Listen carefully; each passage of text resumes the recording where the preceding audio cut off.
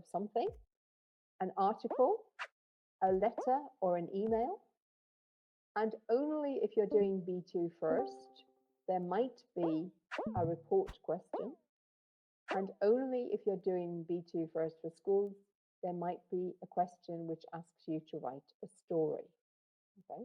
I'm saying white because obviously we have here 4 different kinds of writing and there are only 3 questions. Okay, so there'll always be one of these types that you won't get on your exam.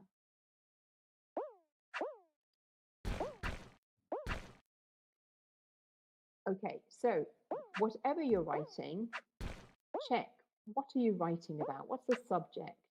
Why are you writing this review or this report or this story? Who is going to read it? Okay. Very important then, if you don't already know how to write each of these types of writing, then find out. A good way to do that is to look at the examples in the handbook, the one I showed you there on ExamZal. Look at the examples, especially the good examples, and read the examiner's comments, and they will help you. Yes, contractions, Mercedes, like haven't or don't count as 2 words. So that's in the, for example, the sentence transformations, also the writing. And very important, okay, so you find out, if you don't already know, how to write a report, for example, if you're doing B2 first. You look at the 3 questions and think, oh, I think I'll do that one because I know how to write a review. I've got lots of ideas and lots of vocabulary to use on the subject that I'm being asked to write about. And then take into consideration who is going to read your text, because that will decide whether it needs to be formal or informal. And very, very important as a teacher, planning, planning, planning. Okay, so stop and think before you start writing, before you, I mean, you can use, for example, on the digital, use the notes box if you like. Use rough paper, use the question paper if you're doing it on paper-based, and make notes of ideas, of language that you can use. Yeah, and then start putting it together. So in your handouts, I've given you these checklists for each of the types of writing. Okay, as I say, the best thing is to look at the examples in the handbook. Okay, for reviews, the same. This could be on both exams and also letters and email. Only if you're doing B2 first might you get a question which asks you to write a report. And again, this is the checklist. And only if you are doing B2 first for schools might you get a story. So I've given you a checklist here. Okay. You might have done B1 preliminary where there is a similar task, but in this case, so your story must begin with this sentence, and you must include 2 things in your story. So the checklist here would be, have I written the first sentence? Have I included those 2 things? Have I got 4 or 5 paragraphs? Does my story have a beginning and a middle and an end? Stories work well if we've got a mixture of shorter and longer sentences and a variety of tenses. Okay, so all of these checklists are in your handout. Thank you, Sarah. Yeah, there are 2 blank pages on the question paper if you want to use it, if you're doing the paper-based. So I mentioned content. The other 3 areas of assessment are communicative achievement. Okay, so this is especially, the type of writing that you're being asked to write. So does it read like a review? If it's a letter, have we got, the beginning and the end of a letter? If it's a report, do you have a kind of layout with subheadings? Okay, so that's communicative achievement. Organization. Okay, so paragraphing comes into organization, but also, using a variety of conjunctions, linkers, using different grammatical structures, which is what organizational patterns refers to. Yeah, so we need a variety. Using both shorter and longer sentences too is good organization. In terms of language, we're looking for a range of vocabulary, including less common lexis. Okay, so we need to go further than the very simple language. Yes, you can take notes. You can take notes as you saw on the screen. It wasn't working today in the sample, but you can use the screen there and you can use rough paper.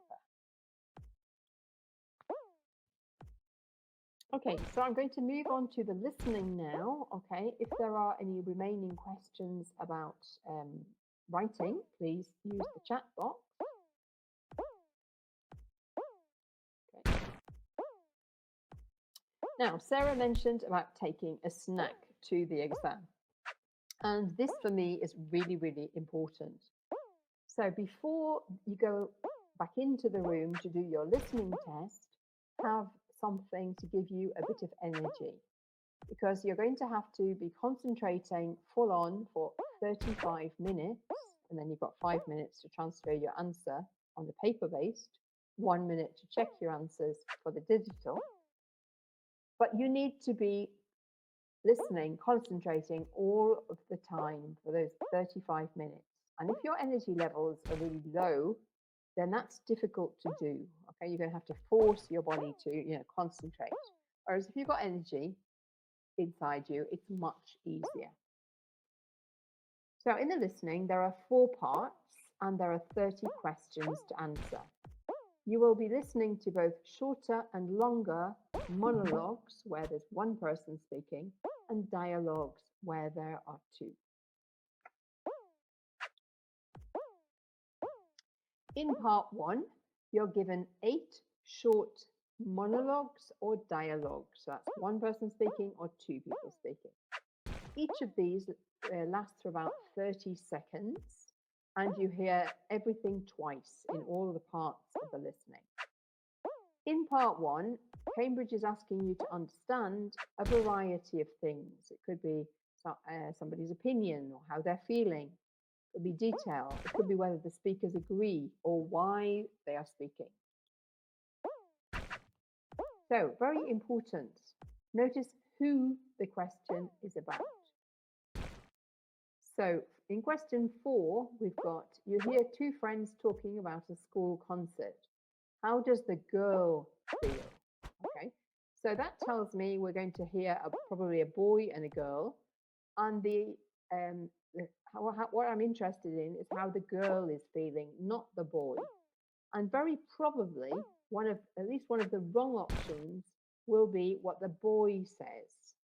Yeah, but we're interested in the girl. So first thing to think about is who are we interested in? And then another thing to check for, and I don't think we have an example in this one, but we very often do get it. You might get a time phrase. It might say yesterday, or it might say at the moment, or tomorrow. And again, those indications of time are very important, because maybe one of the wrong options is wrong because it refers to a different time. You have Judith, so you will have plenty of time to listen to read the questions and the options here. I'm trying to remember exactly to make sure I get it right. Oops, I'm looking at the wrong part.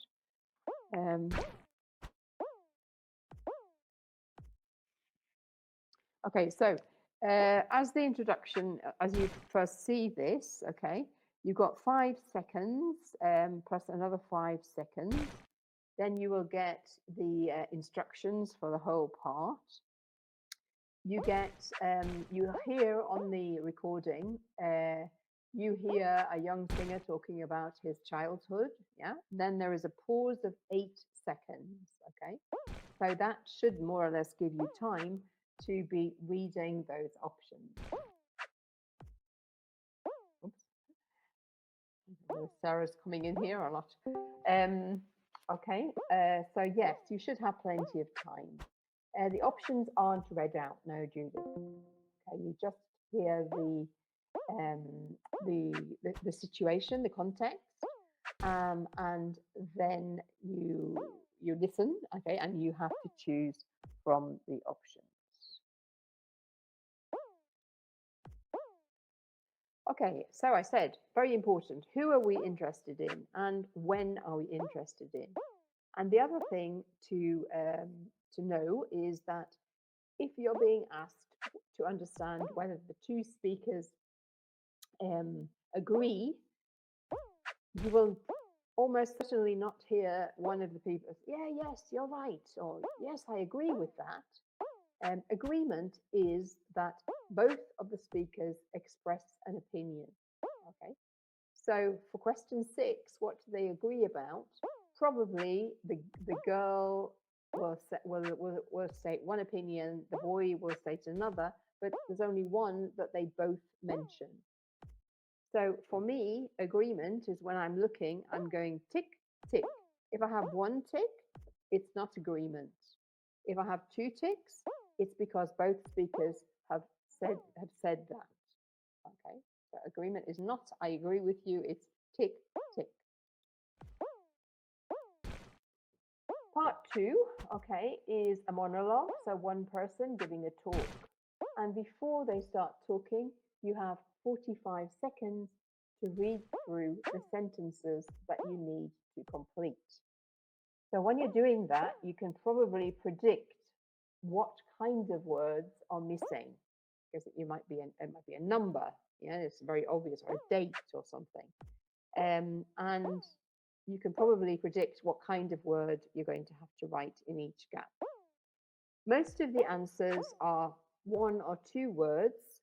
A maximum of 3 words is what Cambridge will ask for. The audio is repeated again, and the sentences are in the same order as what you hear, and the pauses and the way that the speaker expresses, it paraphrases the information you have on your question paper or on your screen. It's very easy to see when they're moving on to the next sentence. Read both before and after the gaps, okay, to make sure that you that your word fits or your words fit into the gap. Okay, you don't understand the agreement thing. Okay, Eva. I'll go back to that slide. Okay. Okay, so I'll try and do this in the chat.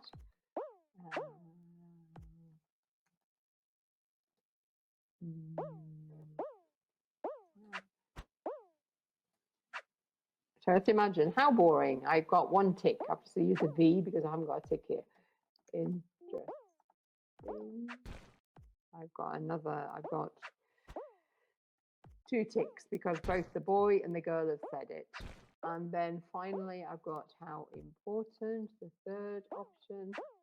And I've only got 1 tick. Okay. So the agreement would be how interesting, because I've got 2 ticks when I've been listening, yeah, because the boy said it and the girl said it. Whereas the other 2 options, I've only got 1 person saying that. Okay, so agreement has to be that both speakers make the same point, yeah, they express the same opinion, okay, in different words, okay, but we need 2 ticks. Is that clear now, Eva?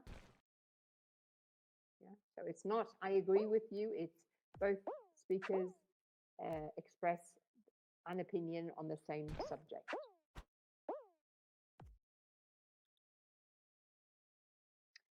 Okay, so back to part 2. These sentences that we have to complete, 45 seconds to read through. We can be imagining, predicting what kind of words we're going to have to write there. We hear the audio twice, so we can check and complete our answers the second time we listen. And it's very important to read both before and after the gap. Part 3, we have 5 short monologues on the same topic. And before they start speaking, we have 30 seconds to read through these 8 sentences. We need to choose 5 of the sentences and match one of the sentences to each of the 5 speakers. So underlining or highlighting the key words in these sentences is a good idea. And be careful, because if you use a sentence for a wrong answer, it could mean that you get 2 answers wrong. Again, the audio is repeated. So personally, I would find this tricky to complete the first time I listen, okay? Because you've got all of these 8 sentences, yeah, and you're trying to see them. So I don't panic. The first time I listen, I try and answer as many questions as I can. And then the second time I listen, I check my answers and I complete them, okay? So don't panic if you don't manage to answer all of the questions on the first listening. And if you still can't answer them after the second listening, then make a guess, put a letter, always put an answer in the Cambridge exams, yeah? Because you're never going to lose marks for wrong answers. Then part 4, okay, this is a longer dialogue lasting between 3 and 4 minutes. For each question, yeah, so we've got these 6 questions, and sorry, 1, 2, 3, 4, 5, 6, 7 questions, and for each question we've got 3 options to choose from. And like part 1, Cambridge is asking us to understand a variety of different things.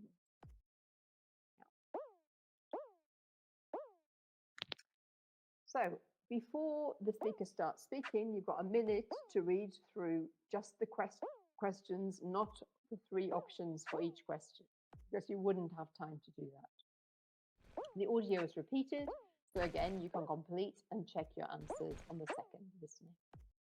And the interviewer indicates when the answer is coming. Yeah, the interviewer will move through the questions. Interviewers' questions relate to the questions that you have on your screen or on your question paper. So this is the answer sheet for paper-based, okay, very similar to paper 1. We're colouring in circles in pencil. We're writing one capital letter in each of the small boxes. If it's more than 1 word for the answer, we leave an empty one between words. And you have plenty of time to transfer your answers. You've got 5 minutes.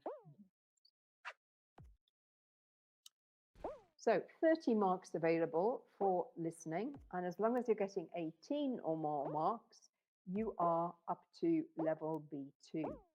And if you get 27 or more out of 30, you're up to C1. Okay, so what I'm going to do now is I'm going to share the handout.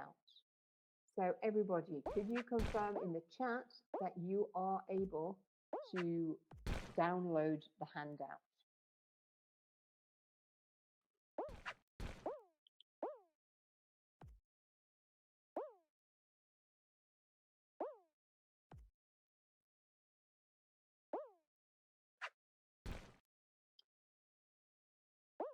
Okay, and I'll be moving on to the speaking test now.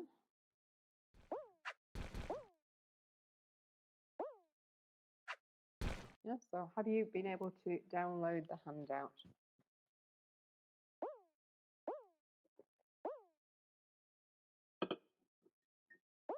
Brilliant. Okay, so the final area that we're going to look at is your speaking test now. So, speaking test. Most of you will do your speaking test in pairs with one other candidate. Sometimes there is an uneven, odd number of candidates at a session. So let's imagine there were 15 candidates. So we can't do individual speaking tests. So the final test would be a group of 3. If you find yourself in the room with 2 other candidates, then your test will last for 20 minutes. In both cases, the speaking test has 4 parts, and each part the interaction and what you have to do is different. So in speaking part 1, you get asked questions about yourselves. And I would try and say 2 to 3 sentences to answer each of the questions. Yeah, so you can, useful thing is saying it depends, okay? Because maybe there's not one answer. Or you could talk about the past, the present, and the future. Yeah, and extend your answers there.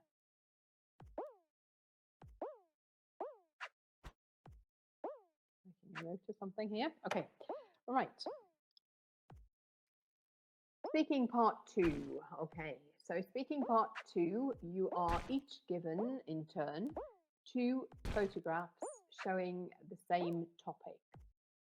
There's a connection between the photographs. And then above the photographs, there will be questions. Yeah, questions. So, what might the people find difficult about organising events like these? Or what might the people find difficult about taking part in events like these? Or what are the people enjoying about doing these activities? Yes, and there's no right or wrong answer here. It's what you think, what you see, what you think is the situation. So you got 1 minute to speak. Okay. So very important is to practice talking about 2 photographs for a minute. I would go online, search for 2 photographs of sports, hobbies, cooking, whatever, and practice speaking for a minute about the photographs. It's very important to get a feeling of how long it is. It's quite a long time. You should talk about both of the photographs and you should obviously answer the question. Now, if you've been listening to your partner talking about their 2 photographs, you will be asked a question something like this. So which of these things would you prefer to do? Yeah. And again, there's no right or wrong answer. And you've got up to 30 seconds to speak. Yeah? So in both cases, for the minute and for the 30 seconds, keep speaking until the examiner says, thank you. Yeah? One of the areas you're assessed on is discourse management. So how you organize what you say. Hesitation is natural. We all hesitate when we speak, okay? But you can make it natural by saying, what more can I add? What more can I say? That's a good question, okay? And you're giving yourself thinking time. You can also show that you're moving on to another similarity or another difference with the photographs by indicating that you're moving on. And it's a good idea to use a range of expressions, conjunctions, to make what you're saying, your ideas, hang together. And very useful are adverbs, which we call them opinion or sentence adverbs, okay? And they will reinforce your opinion and also organize what you're saying very well. In part 3, the examiner will give you quite a big piece of paper. In the middle, there will be a question, and then there will be 5 ideas to discuss around the question. So this has 2 stages. In the first stage, you're given 2 minutes to discuss these ideas in relation to the question. And then the examiner will tell you that you have 1 minute to agree on the most important reason for students going on school trips, for example. It doesn't matter if you don't manage to agree. You're not being assessed on your ability to convince your partner. And another area you're assessed on in your speaking is interactive communication.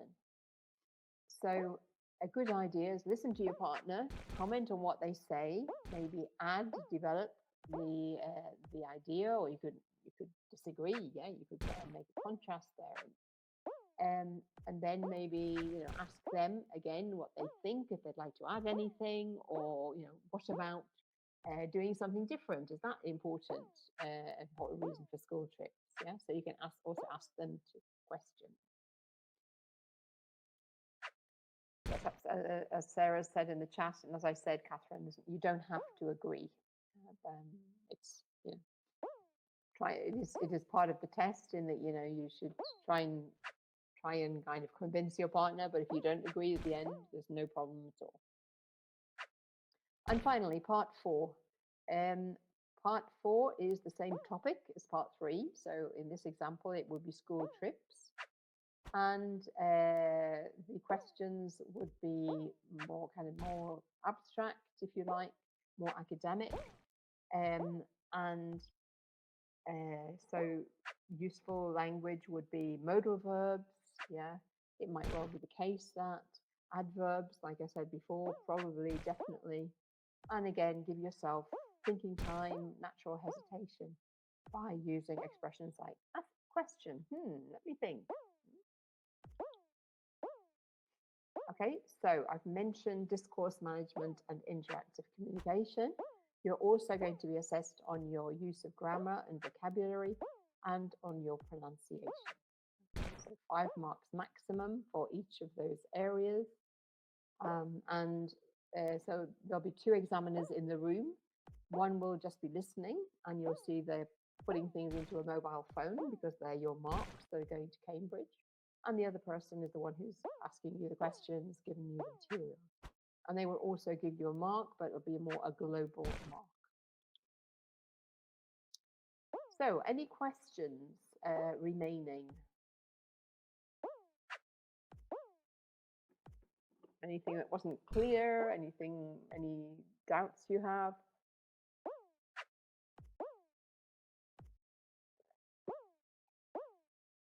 Remember, you can always email your exam centre if there's something that comes to mind after this webinar.